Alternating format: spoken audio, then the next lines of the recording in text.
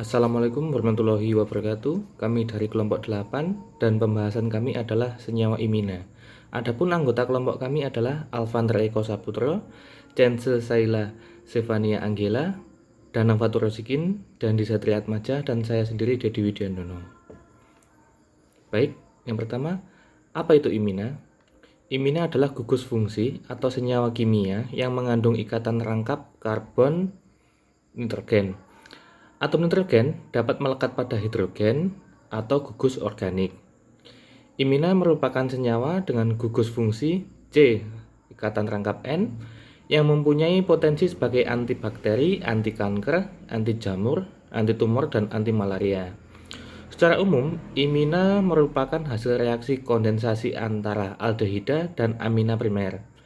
Aldehid aromatik dengan amina primer akan menghasilkan imina yang stabil, karena akan menghasilkan produk dengan cincin aromatik dan ikatan rangkap yang terkonjugasi. Konsep reaksi tersebut dapat digunakan untuk sintesis imina dari feratraldehid dan anilin. Anilin merupakan amina primer yang merupakan suatu nukleofil yang dapat menyerang gugus karbonil suatu aldehid atau keton, sehingga pada penelitian dapat digunakan sebagai alternatif pembuatan senyawa turunan dari imina. Reaksi pembentukan imina dipengaruhi oleh beberapa faktor, antara lain suhu, pH, dan waktu reaksi yang digunakan. Salah satu faktor keberhasilan reaksi pembentukan imina adalah waktu reaksi. Dan berikutnya akan dijelaskan oleh Vandra. Baik, terima kasih atas kesempatannya. Sekarang saya akan menjelaskan tentang mekanisme pembentukan amina itu sendiri. Amina bisa terbentuk dari reaksi antara keton atau aldehidat dengan amina primer. Kenapa menggunakan amina primer? Karena jika kita mereaksikan keton atau aldehidat dengan amina sekunder, maka akan menghasilkan enamina. Oke, kita ke mekanisme pembentukannya. Aldehid atau keton yang bereaksi dengan amina primer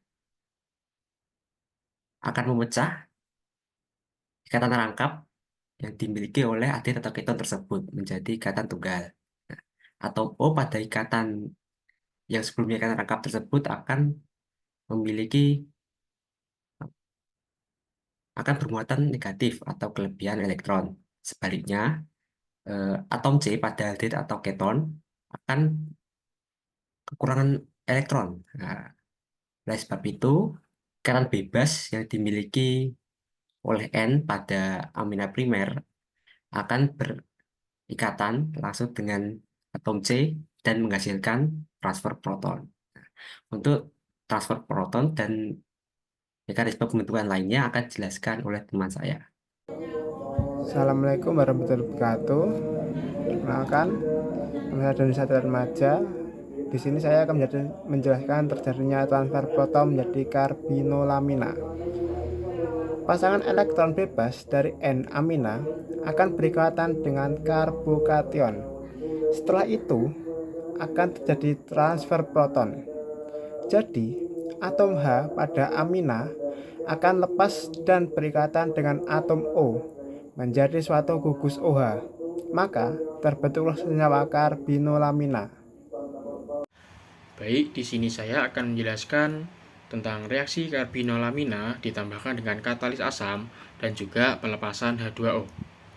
Karbon amina bereaksi dengan katalis asam. OH dari karbinolamina akan berikatan dengan H+ yang merupakan katalis asam dan membentuk OH2+. OH2+ yang terbentuk akan lepas sehingga karbonnya akan bermuatan positif karena kekurangan elektron. Maka PeB pada N akan menyumbangkan elektronnya ke karbon kation, sehingga membentuk ikatan rangkap dengan nama ion iminium. Nitrogen yang menyumbangkan elektronnya akan menjadi bermuatan positif, sehingga hidrogen yang tersisa pada amina akan diambil oleh molekul H2O yang lain. Kemudian terbentuklah H3O+. Karena atom H sudah diambil, elektron yang tersisa akan diberikan ke atom N positif, sehingga akan membentuk senyawa baru, yaitu imina.